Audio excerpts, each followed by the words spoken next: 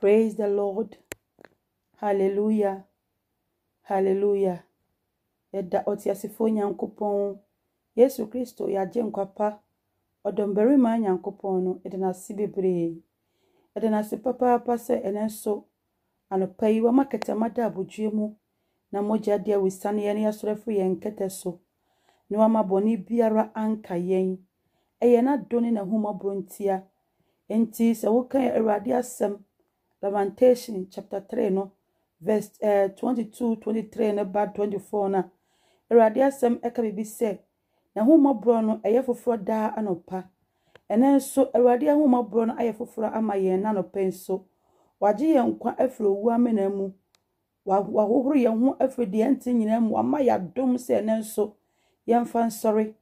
enti Awurade asem eka no Job chapter 34 no okay verse we say na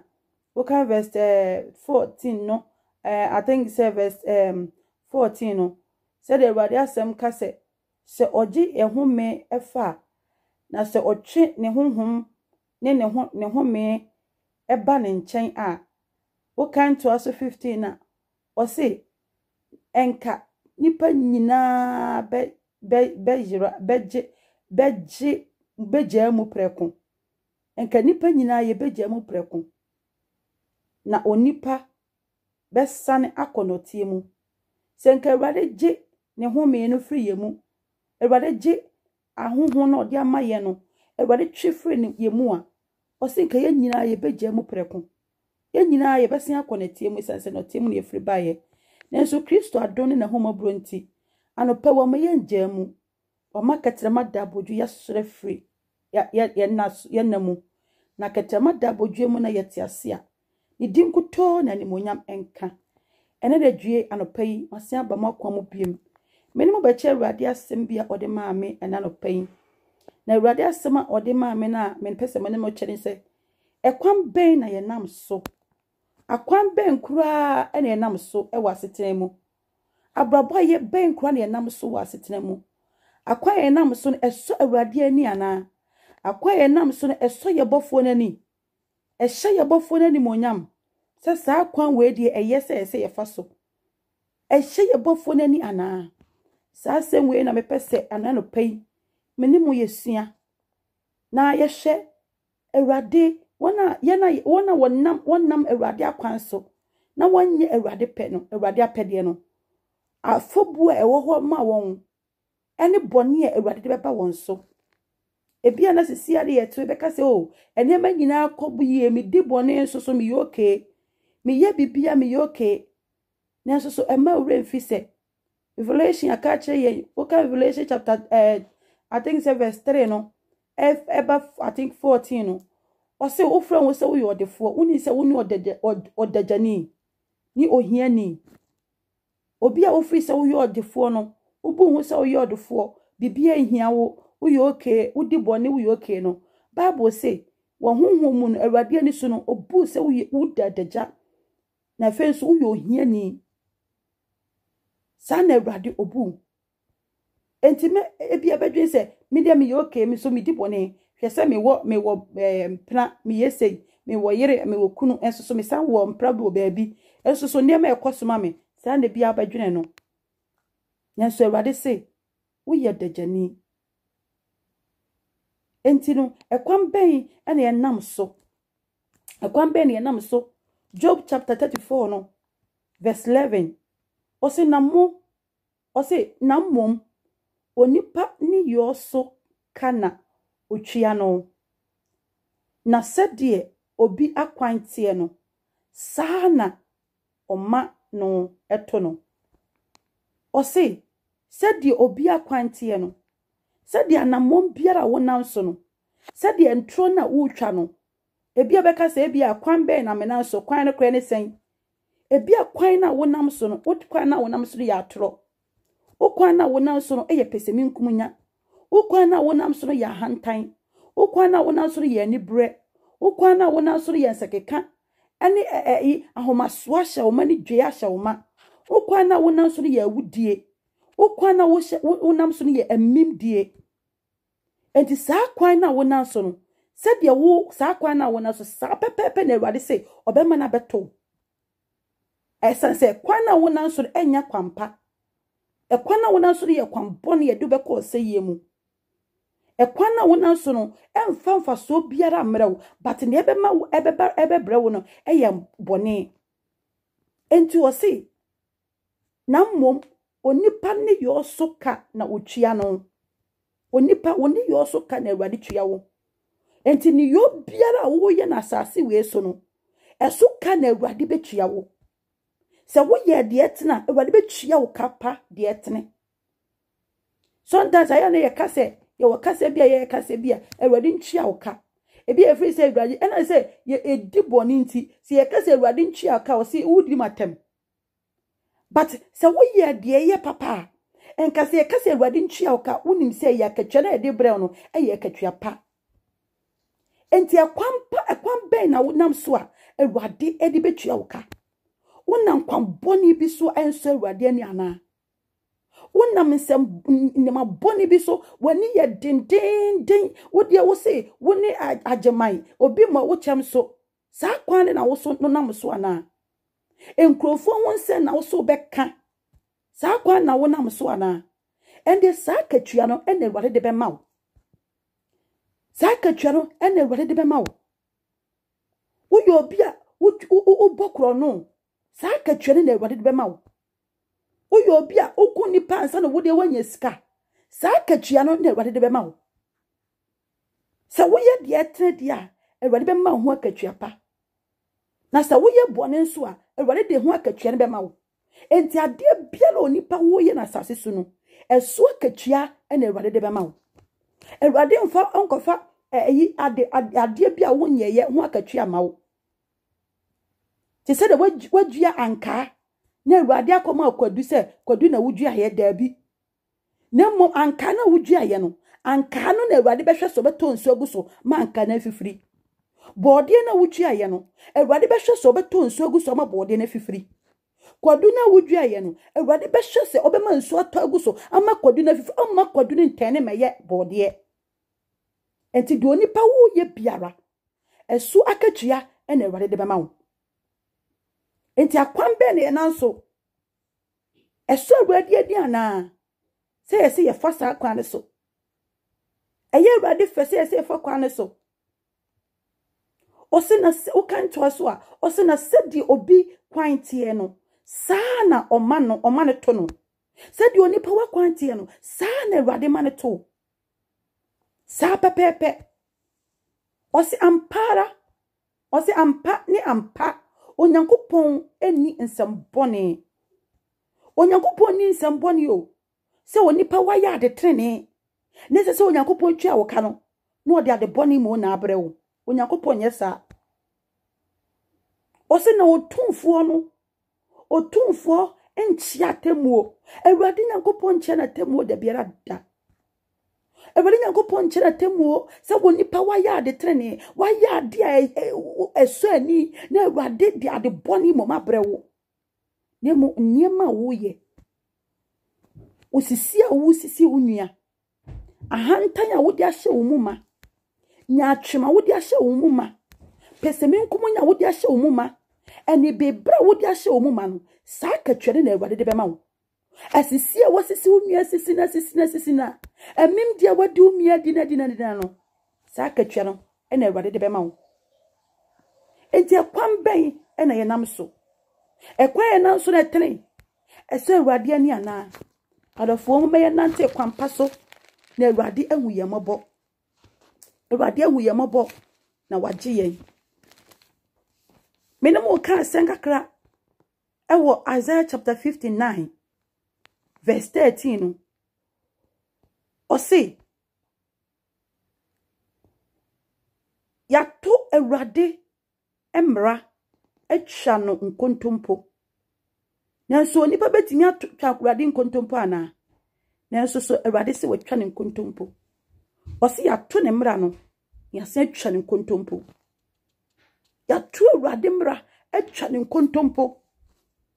enkonto bia beka se dabe na me de me kotwa Awurade nkontompo enkontompo wo twa wo nua no eye Awurade na wo di twa no esan se Awurade ne boss nipa no Awurade ne home sa nkwa home ni gu nipa ne mu enti nkontompo a wo twa wo nua no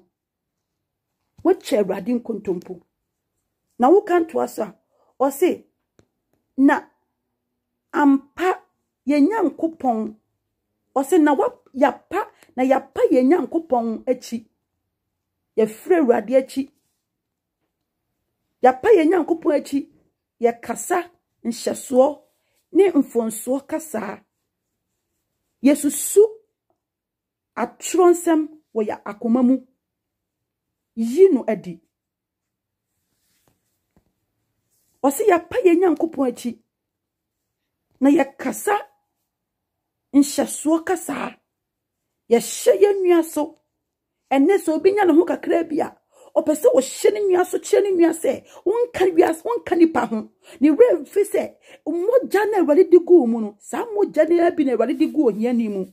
ni we fi se moja na odigu ni mu no sa moja na abi na Awurade digu owiamfo bi mu oye ne ho akakabensem o hye nipa so o kasa mfonso kasa na osusu atrosem wona koma mu ni wayi na di enti ya ni ai Christopher kase o se ya nyameso de wa akoma mu nyameso wa akoma na nipa ni di bone enti wo kan Mark 7 I think verse 21 ba no Awurade kan I think 20 and now says 15 no Awurade ka bibi no ka bibi se onipa wakoma mu ena nsem bone nyina afiriba adwamansem ene niema ehu hia eho onipa akoma mu na afiriba esense onipa susu esusu ye bone osusu atrosem konyo obefa so obetwa ne nua ntoro konyo obefa so a obedi yie anaso obeka kan sen obetwa ne nua ntoro di yie saa kwan so ena onipa osusu onipa susu saa kwan saa niema no e wona koma mu na wakokoka enya no ho ma mentwa ntrontumi nwie so na menya me ho saa kwan no ena onipa enam so saa kwan na nipa nam so Mark chapter 7 verse 19 ba no Awurade so onipa koma mu ena nsem bone nyina afiriba nanso so beka se o Kristo ni de nyamesom wa akoma mu nyamesom nye appearance yakoma mu nanso Bible se yakoma mu ena ne maporoye ensenhunu nyina ho na afiriba Jeremiah chapter 17 verse 9 ena so ka the same akoma na o se akoma yo dadafo enti akoma ne timi dado nipa ema ne esusu atrosem wona akoma mu na wayi na di ema na pie ho na mani enti se ye yesa niema ye nyina ye nam Awurade kwan so aje se ye fra Awurade kwan so ye nam bone kwan so se ye nam bone kwan so dia na de Awurade dia katua bone ene bebre yen aje se ye twi ye ho fri sa kwan so sa kwan de emwa ye sa kwan de ye beko seye mu sa kwan de ye beko manie mu sa kwan no ebe ma yakotim ekopie bebe ye mpe sa kwan be ma Awurade atamu okasi abaye so enti anuanom mama yantwi ye ho fri sa kwan bone ne so na sa kwan bone ne di enye fa bi amre yen enti se wo kan to aso verse 14 Isaiah chapter 59 verse 13 ni 14 no 14 say na wodi atemuo sesa o se ona wodi atemuo asane achi wodi atemuo asane achi ko na tene akogina achichiri na nokre ahyiase edwam na de entene ntumi na de etene ntumi mmamu akwambone na ye nam so no akwaye ye nam so no ebi ni se Awurade atemu ade ye atemu ene ukọ court a wa waseme ede no ni ye buafo de na seme nye de no ena se wakotwe skanti ni ye bua ne bem enso ni pa na seme nye do se nipa no wadi boni pa esese nke ye twe naso nanso na nso oyi skanti ye gya no mobro wana onibie no onibi na wachie bia ma judge na judge ni be gya ntine ye buo ne kumfu esanse oniska wodi atemwo asane chire atemwo asane chiko na treni akogina chichiri ene treni agina chichiri wi ase ye wei treni agina ti hu treni wo ba biara o Kristo ni hu treni biara wona brabo mu okunkru ni hu treni biara wona brabo mu obeka cho se nyame so de enu akoma mu enti treni biara eni na brabo mu o matani na wagya na chire wagya treni na chire treni na sese nka ba ni mu ene wagya treni ni wachichiri no kran so amana hia se wo badwa mu enti eyi na ni wo so beka no kra wo badwa mu eyi na ni wo se obebi na no aka no kra o ma no kwana hia se o ma de treni biara entumi mamu obehye sa de treni pa de o mani mamu o kaka no kra ne da bi ye bebo na no men ka no kra no bebo na no o ma treni nwura mu o ma no kra hia se Oma no kra hyiase enuanom ne adofo ye nam no kra kwan yi so ye nam treni kwan yi so anase ye ja treni ne wa kire ye ja no kra ne wa kire ya ma no kra na hyiase obadwam ana ya ma no kra na hyiase se no kra na hyiase ye nsorefa se ye ja treni ne wa kire ye nkofa a Kristofo si ye ja treni wa kire ye mfa a Kristofo treni ba kokura ni ya brabo mu se ye kwa wiasefo nche ya ye nyina ye bo ya brabo bia se ne yesipe esa se ye ja treni no wa kire ye ja no kura no ya mana hia se obadwa mu nti dabi menya me nkonkrom menya me ho te se de me yo Kristoni yes say if you go to room do the can I say the room for you and also ye bi enti so Kristoni no okọ ayi a epeti ase a o se ne wiasefo esa no ono so besa enwom boni o de besa bunumu ade eche no wakotena sondan mu trene no wagya to atwene wa chichiri o Kristoni wagya trene na to atwene kwan boni na wona so no ewade betua oka esanse wagya trene na to achiri ewade hu ye mobo wagya trene na to achiri ure fiso na ofro wo so ye Kristoni a Kristofo ekwa wo si ampa me ye Kristoni na monde wudru badwama no kwa no de ato enti de ensese wo Kristoni wo ye no wo ye wakwa peke ho lifestyle no wonso so wo ye wagya no kwa na to atwene wagya to atwene wo ye de enfra wo ye de entene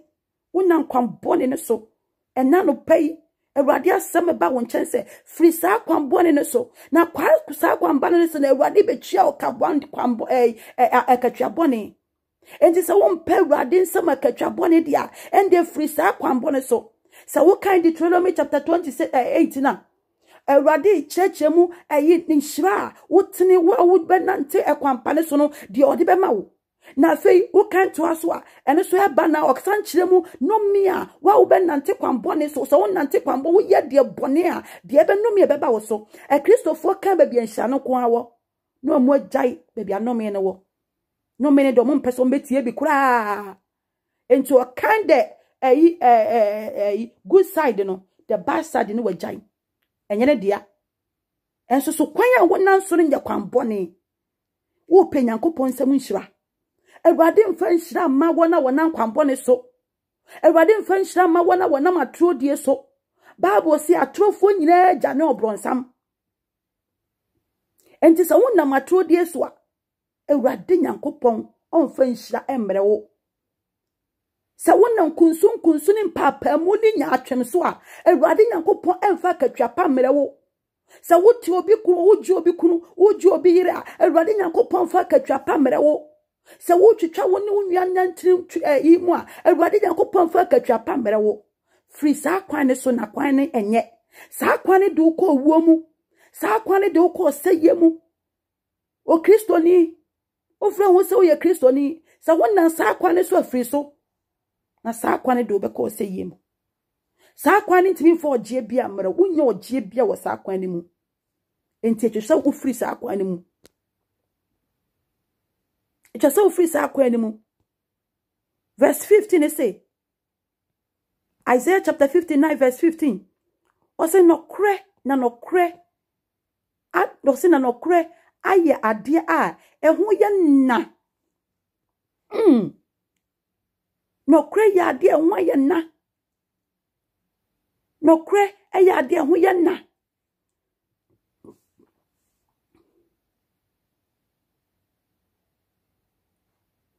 No kre ya ade eho ye na.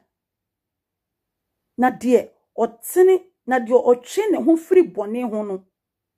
Ofo no fa. Na se wotwe ho firi bone ho a Ewurade be kye wo afa. Obefon wafa. Se wotwe ho firi kwan bone ne so a kwan ya okọ se yemu na Ewurade be fon wafa. Ewurade be fon wafa. Enti wo kan to so a o se na Ewurade hunu na eye nani so bone se atemu biara eni ho. Enti Ewurade hwe sa nneema we nyina ekoso ya. Ewurade hu se eye na Ewurade ni so bone.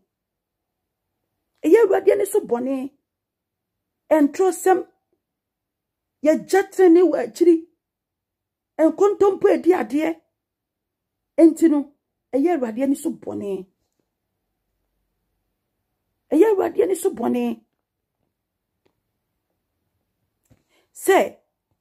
atemu obire ni ho. Verse 16 say na wonhunu se oberima biara ni ho. Na wonhunu se oberima biara ni ho. Na enye no wanwa se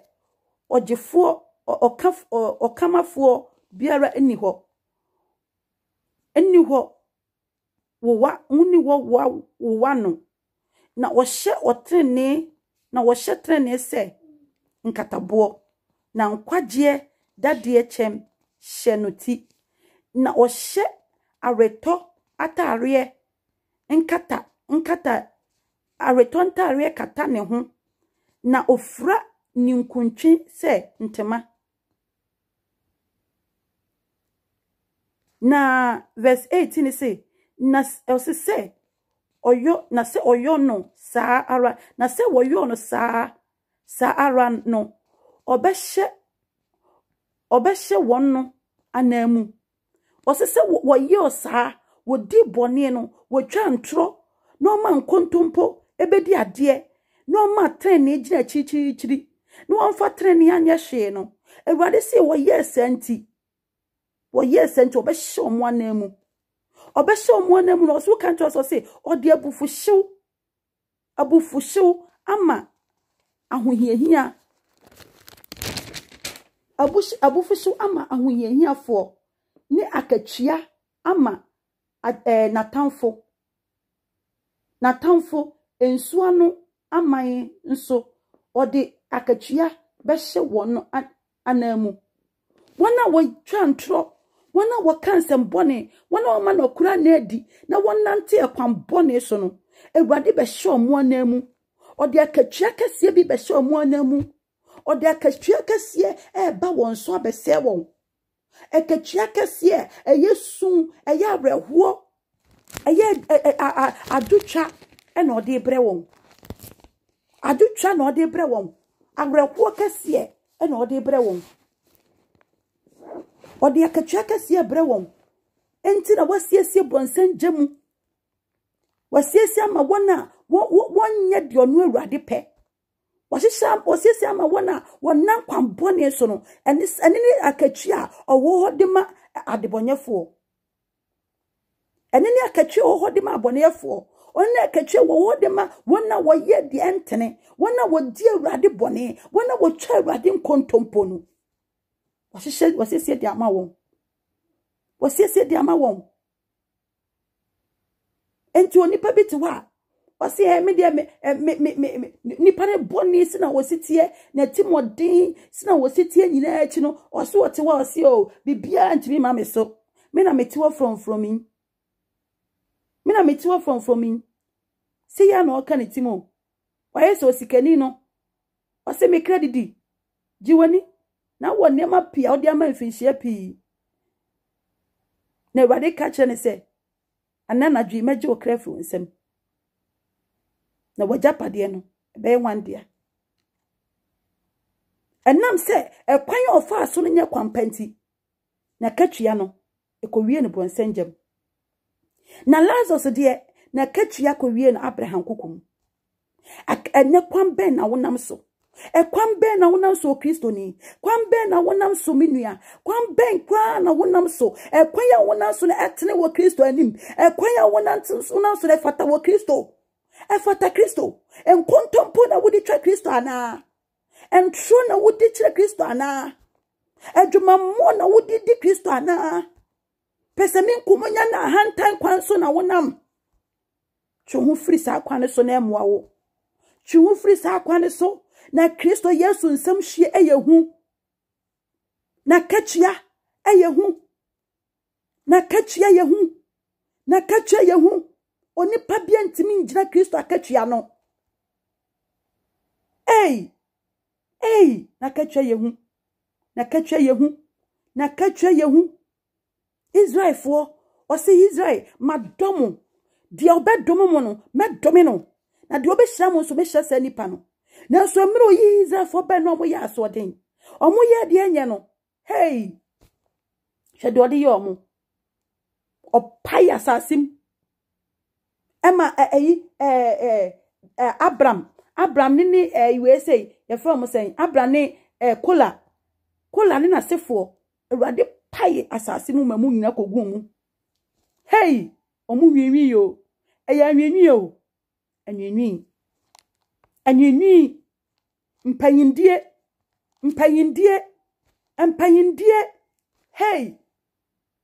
enunti hwede Awurade de ye owon ekwan be na wonanso ekwan na wonanso etene eso Awurade ani ana Awurade amfa na konkon ye fa wayi won ewiase nyina ye bone na Awurade apo wiase nyina na wayi Israel fo se modie mafa wo madomo me ne moye me man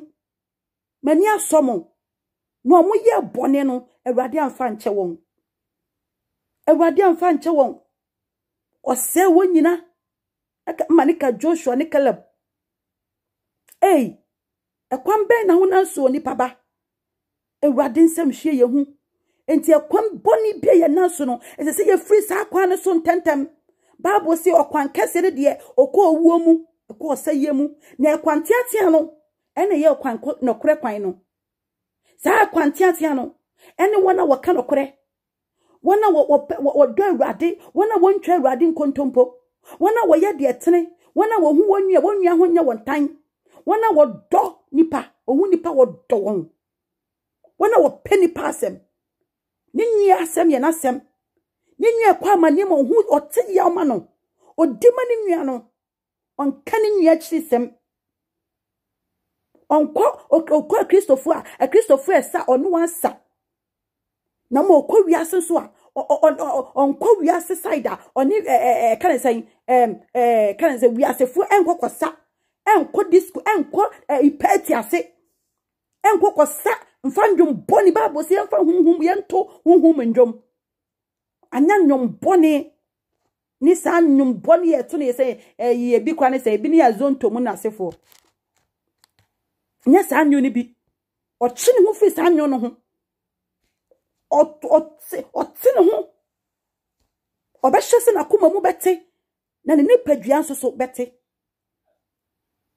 na wa hye Awurade de animonyam obenante se sa kwanti ate na obefamu ama ne ho so ne ho masem ne mo nkofa kwan kese ne so onkofa kwan kese ne so anuanom mama yenhwe ye ho yie na yentwe ye ho firi kwan boni bile nam so na Awurade katua no ehu Awurade akatua ehu yentimi njira Awurade akatua no se wo ye de etre de a wo benya akatua pa Awurade betua wo ka papa ka akatua efe akatua sombo obetua wo ka wa asase so Obeshi show mo wanimonyam. Na wie ye kura no. Wase akonya akatua pa sombo we heaven. Wakonya heavy mansion. Ayi John chapter 14. Verse 1 eba no ka che say mumu makoma ntutu mi kwakosiesie ba bia mamu na trabia pi wo magya fie se nkenti sanka manka nche mo se mele kwakosiesie bi no ma ba be fam akọ obema wo sa akatua ni bi enti mo ma yentwe ho fira kwan bone no aye nanso no na Awurade amfa akatua eyo owu akatua amre yen Bible si wona wo ye Kristo dia no watwem afiri nkwam ewuo mu kwankwamu enti se wo ye Kristo Yesu dia unkofa kwanbone ne so ufa kwanbone ne so dia wo da owuo mu wo akatua na obenya Bible si bone akatua ne owuo no Yakopon akyede ne da nkwa enti se ukofa kwanbone ne so dia bone akatua no owuo beba wo sa akatua ne ye de bema wo na se Yakopon akyede ye da nkwa no ubetwama ko owu enkwamu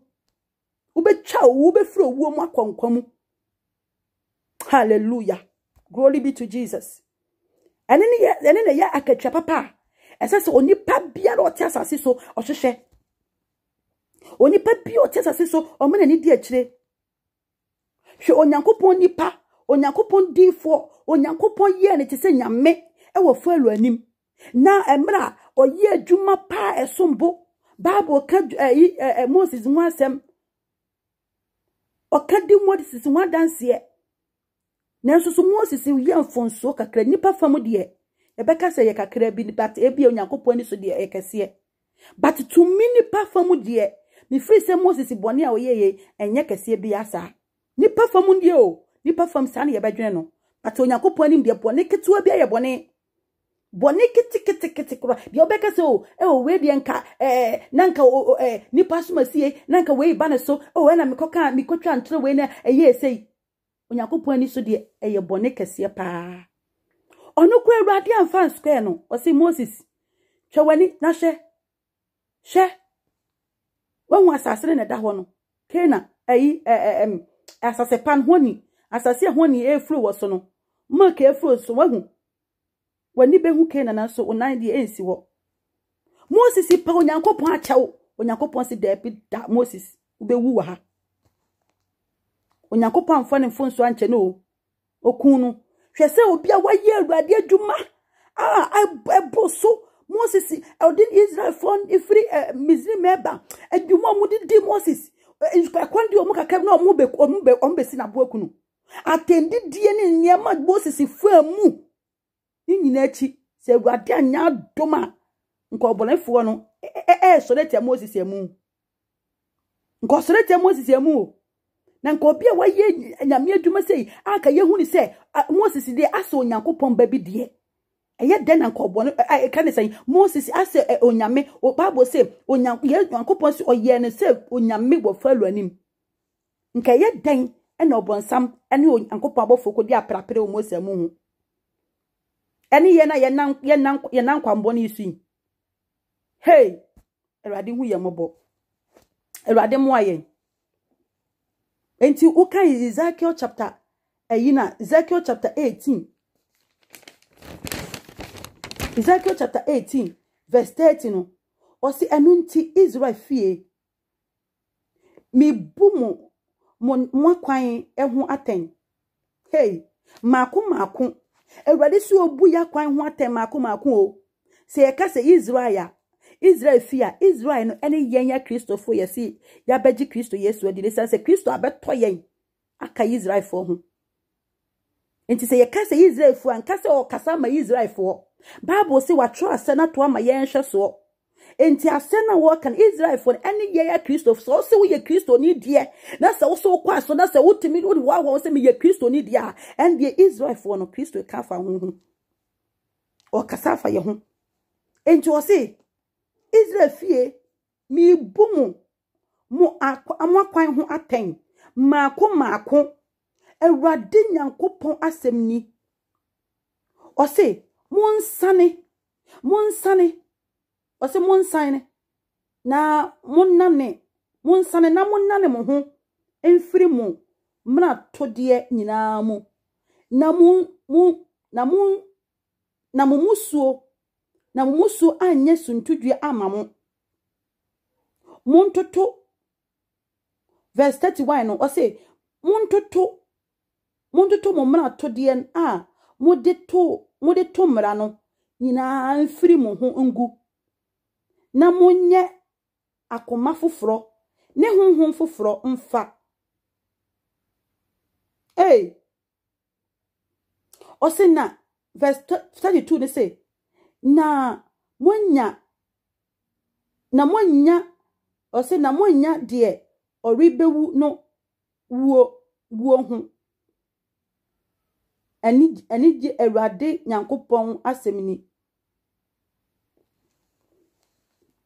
enti o say enti monsane na mo benya mema o say monsane na mo menya nkwa enti Awurade say obebu ya kwan ho aten maako said the Bible akase atemu da no ye nko na o maame no papa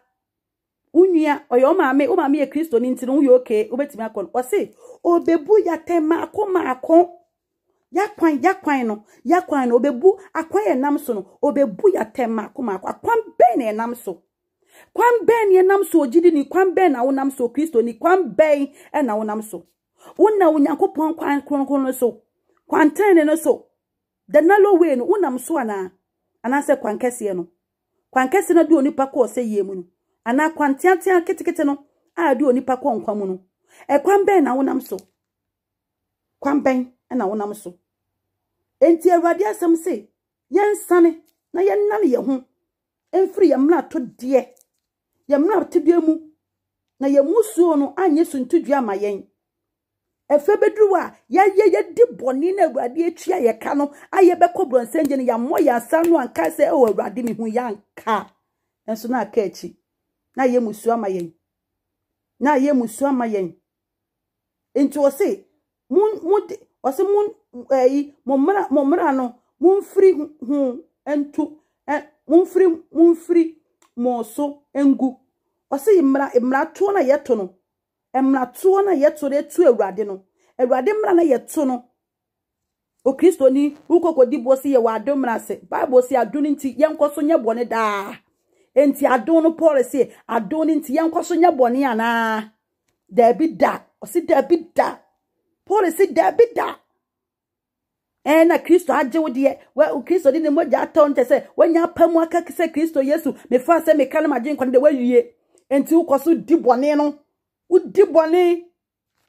bone na wudi atra na wudi eni bre pese minkum ya hanta ne ahomaso je nsenkeka awudie udwene wotoa wadwen no uda ho Bible say woda wonkete so prane adwen ombedwen niema bone ombeye na de chie no omo start ye udua adwen bone wo say Awurade sele mapamu aka esa sori no nsori aba na sa na omo ye no omo say ye kan say omo kan ka say bi say say yenya unya pamu ka say mafa Kristo dia eno ado no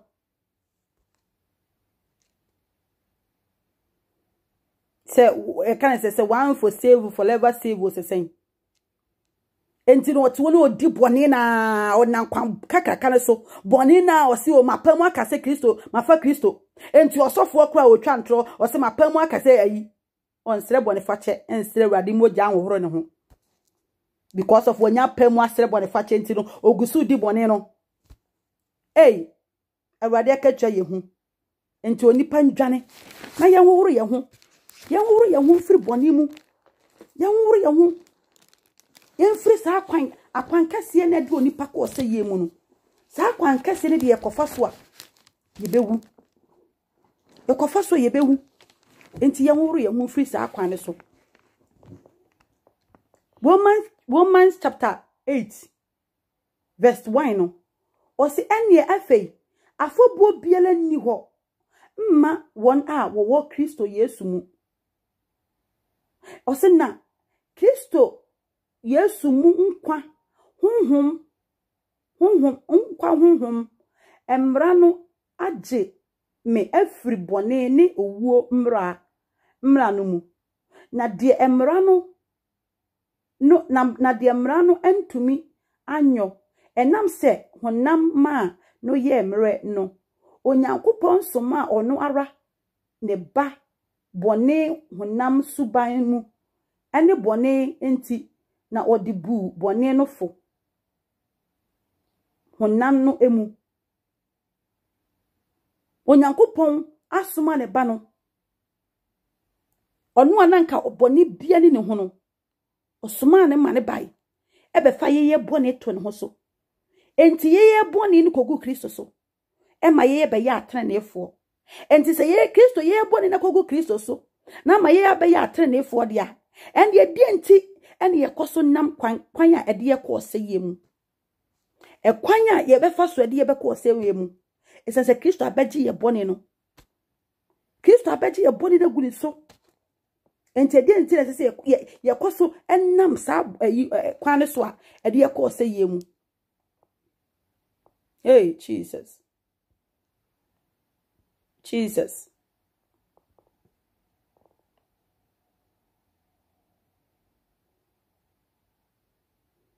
Awurade hu ye mabo na omoye. Awurade hu ye mabo. No nye yadom. Onka yen. O Kristoni, nwawa won se o ye Kristoni, o ye Kristoni, ye Kristoni. Nwawa won se o ye Kristoni o. Na nkoso ni bone. O Kristoni, o di bone nyina chi. O ju obi kunu, o ju obi yire. No akwatena sonde mu. Hey, o dada ho ana se o dada nyame. Onyankopon de wa hu. De wo akoma mu ne wa hu. De wo akoma ne wa hu. Enti ho na wo dada no. Osofo na wo dada no ana. Wa na wo dada wo hu. Wa na wo dada wo hu. No nipa biara. Ne mo wo dada wo hu.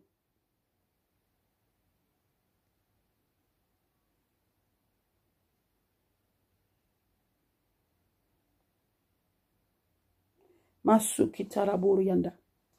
Enti uka Romans chapter 8 verse 4 na. O se emrano asem trene bra mu wo yen a yen nante hunhum fa na mom yen nam na moy o se my o se sorry pacho me kan bim verse 4 o se semrano asem trene bra mu wo yen a yen nante honam fa o se yen nante honam fa na mom yen nam hunhum mu de emu eno hu. Verse 5 friend say na one a wonam honam fa no dwene honam ade dwene honam de na one a wonam hunhum de no de mu no dwene hunhum mu de na honam adwene ye owuo na hunhum adwene ye nkwa ne asomdwe efrise honam adwene ye anitan a etan onyankopon na emfa ne ho nhye onyankopon mra no ase na mpo ontumi na won a wowo honam emu no entumi nso onyankopon ani Kristofo ye wo honamu Kristofo ye wo honamu Bible say na honamu niema no eye ni tan onyankopon ani yentimi mfa ye ho nhye onyankopon ase yentimi mfa ye ho nhye onyankopon ase esase na honamu ya dwene nyina ye honam yensusu ye nyina ye honam ye biara ye honam enti sa atro na baba se ye die ne yedi se yense nhuru bi na se ye kan ya ka se ye die enwa ho konkonsa ne ye di se etwa se ye kontokwa ne akon o Kristo ni twen wo da me kwa asoraba si ya no Kristo ni oka twen me kwa asoraba na me kwa asoraba ho na abahu honam adwen no se netie ose na saa honam adwe entimi mre ne ho kwa hye onyankopon ase entimi enti se ye kristofuo na se ye pewrade nyankopon ensema katua pade a ese se ye to honam nnwuma ne gu ne ye fa honhon no ye nante wa honhom na honhon no ene be kire ye de ye be ye anya obi ahoodi o na honhon na nkasa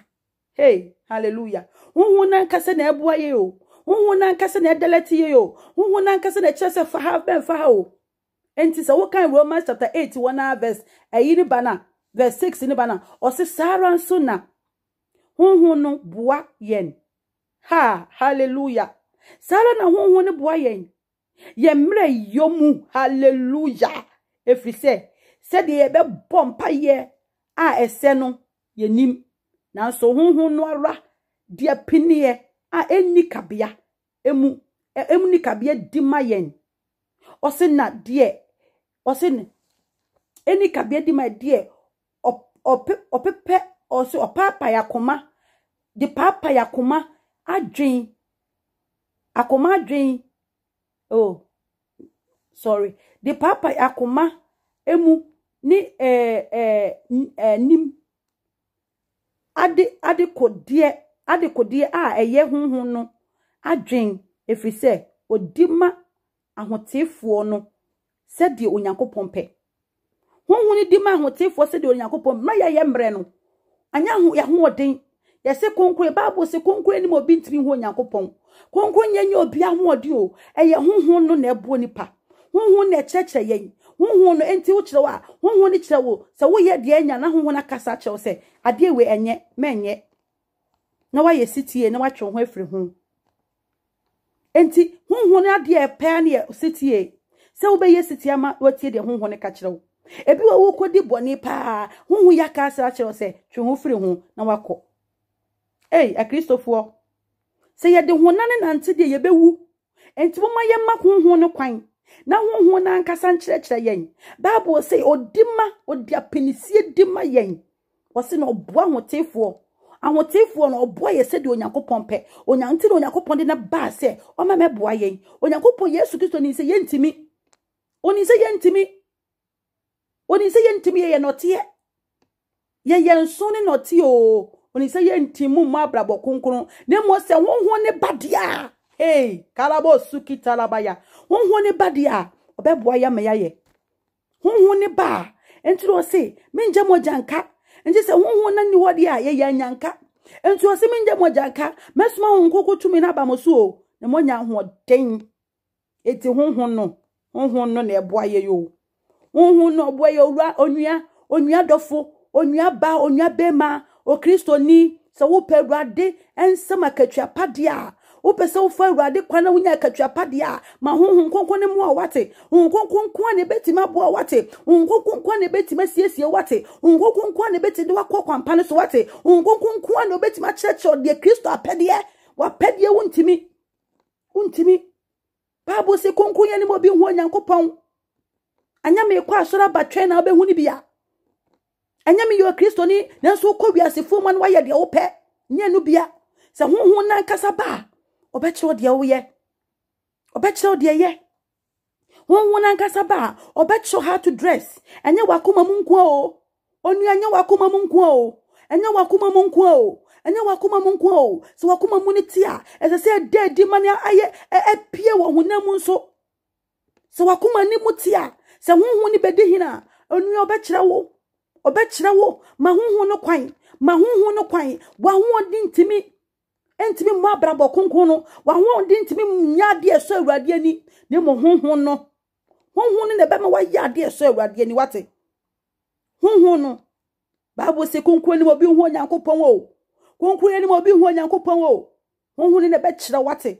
honhon ne be boa wate ma honhon no kwan harabo sukitala banda yandebe ma honhon no kwan onua dofo ma honhon no kwan ma honhon ni de hene wate ma honhon ni hene no moa wo ma honhon ni hene no ncho de Kristo pe ma honhon ni hene no ncho de Kristo epese wo ye so ma honhon no kwan a wo be bo abrabo bia sa wo be kase me ye Kristo ni me Kristo ni da hoahoa ho na Kristo Yesu aba be obeto na obeto masuri kindarabasa ya arehosem ene de Awurade ma bi nto yen Awurade ma bi nto yen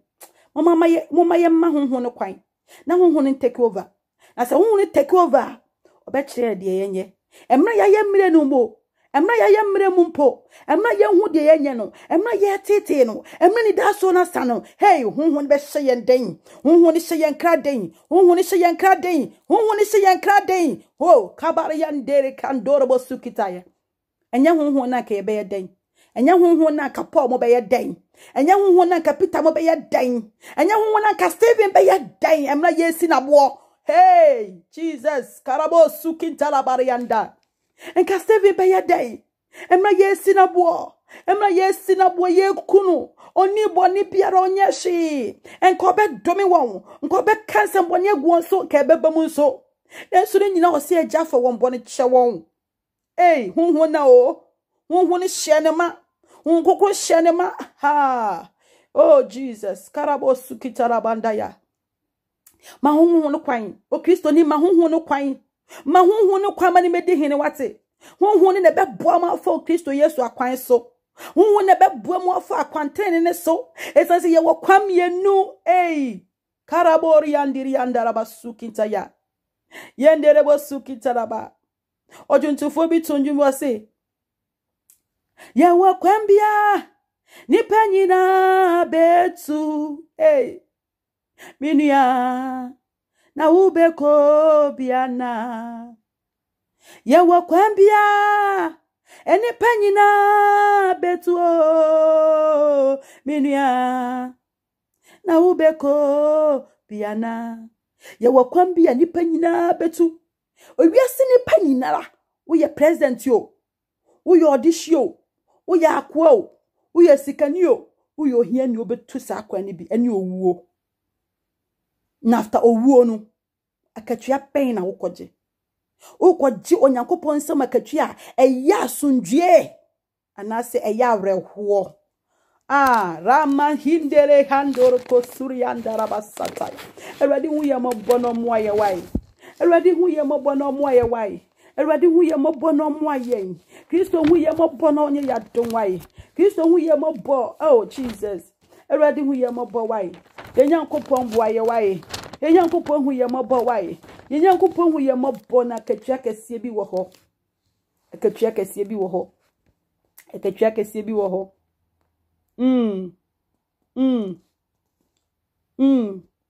me can me last quotation wa ha ewo Mark chapter 9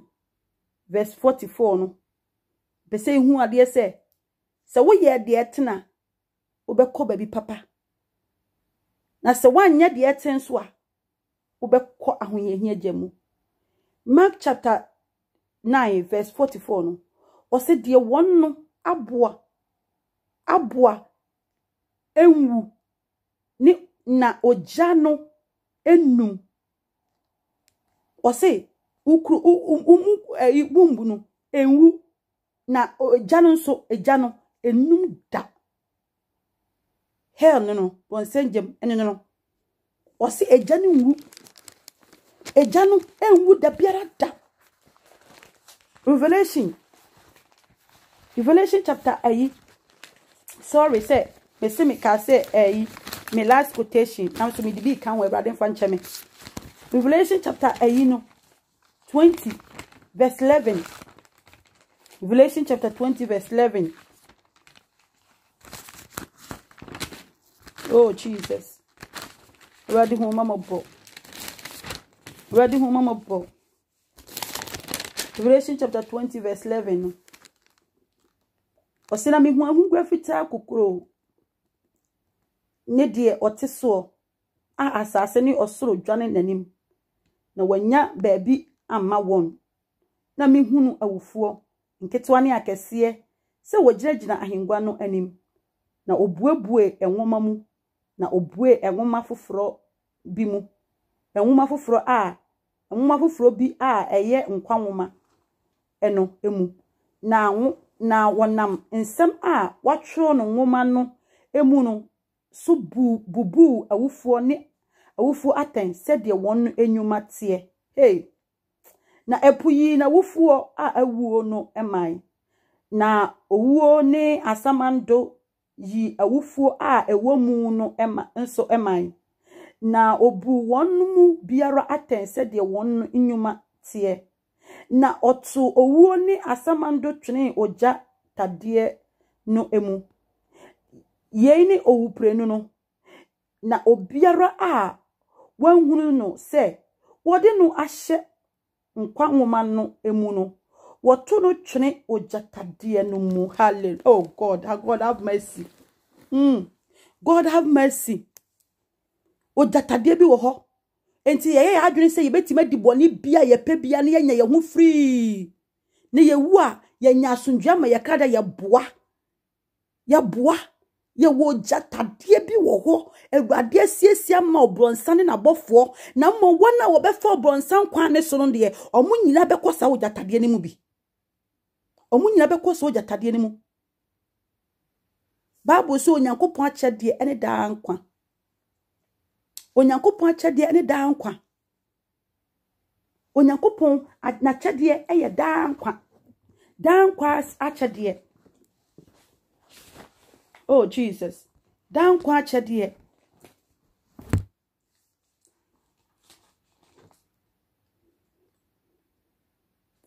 Oh Jesus Christ, have mercy. Already who mama bo. Mama bo. Mama bo asef already. Mama bo.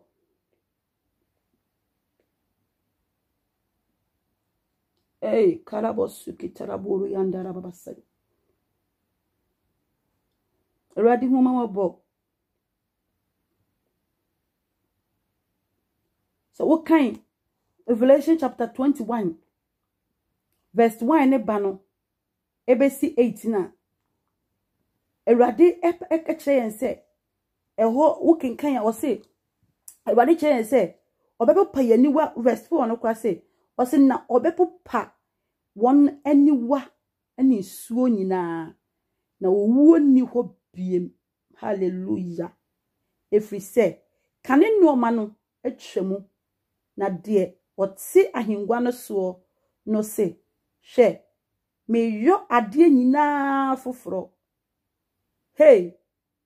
ose hro efri se nsemi wom na enokre na okan kire me se wa wie many alpha ni omega. Ha Everybody say many alpha ni omega so wa wie enti se wo ye de wo nante kwanten ne so a ekwa ye papa ne so a Revelation chapter 21 no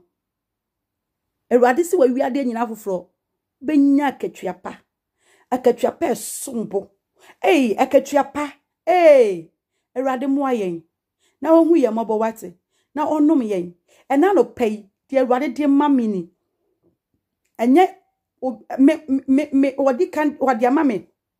na mayemen de ho adwuma wonso so se won saka message ya try so so ba ye de ho adwuma wo ba hwehwe wa kwan mu na wo hu se kwan ben na wonam so kwan na wonam so na so Erade ani eso ni pa ni dia na che se enye kwampa esan se wiase nipa pese wo ya ade ma ne so nipa ni na ne ma so Erade ani so Onyankopon ani said the only papa say wo dress man ye ne fe no sa dress no enso Onyankopon ani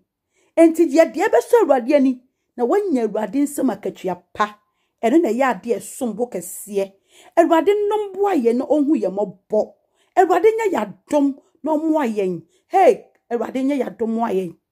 minu afa sa kwampa ne so na sa kwampa ne be boa o ma wo kra ma ye me de ho adwuma ma sre Erade so ohu me mobo no nyimi free sa kwambone ne so onso fa na tie na so pamu Bible say yentie de honhon ne kasa ne wa so no ontie de honhon ne kasa asafo enti so wa so a wo de betie Erade asemi ya me so se tie Erade asemi na me sra won saka message na me so tie na share ma obi nya bi na me nshiraw Erade mmoa Awurade me bompa ye wona agye nkwapa Kristo Yesu di mu se Awurade asemi enyamasem asema wodi ama menie Awurade emra me nso me ni nnuanom eche okra biara obetie sa asem we Kristo me bompa yes wo se wona wotumi ne wa hoɔden so Awurade obekye ne kwampa Awurade David say tene wakwan ne wo manim na memfa wakwampa ne so Awurade tene wo ma wakwan ne wo mo anim na omomfa wakwampa ne so omonye de Awurade Nyankopɔn wo pɛ ma omomfa wo tene ne kwan ne so ekwan ya be ma omonya akatuapa no Kristo fa wo ma fa so tene wo ma Awurade kyerɛ wo ma ngugu ne hene wo mo abrabɔ so na enkyerɛkyerɛ mo saa kwampa no Awurade ya wo ma dom bo ma ho ban so obi yare a afi wasere sese ye ko deliver wase ne wia afi so yensa o mo yare so obi yare na wotumi ne wahoɔde so sa ne yare so obi yare na wotumi ne wahoɔde so sa ne yare so obi yare na wotumi ne wahoɔde so sa ne yare so obi ra ho obi hu de onya atete bi obonefo ne tormenti obi a Kristo Yesu udimu jioma ewo Jesus Christ udimu Kristo udimu Bible say Kristo say Awurade dimu ne di chaya ho yanyagum Awurade dimu ne di chaya tamfugu enti Awurade Yesu Kristo dimu no Awurade aho yanyafo bi resurity obukra bi lo betie wasemi Kristo udimu enchaningu ewo Yesu dimu so obi ni aso odi betie asemi ya Kristo Yesu abolefo ne tu ne so sa Awurade Yesu dimu Awurade chasa ho yanyane tugu wo Jesus Christ udimu udimu ye chaya riegu udimu ye cha maninyagu udimu ye cha ho kiregu obi bira wa amane that dream pressure Awurade Yesu udimu ye chagu wo Jesus Christ udimu Awurade Jesus Kristo Yesu ya wo ma ho nsenkyerene ye fa ni die na ne monya enma wodin Awurade Nyankopɔn ase onuanom adofo won saka message ya mepa wacho share mesra uti Awurade asemi Awurade beye wakoma so ade ama ene monya nka Awurade dana se si wa hu ye mobɔ ne wado nyibie ewo ya gye nkwapa Kristo Yesu ni di mu amen.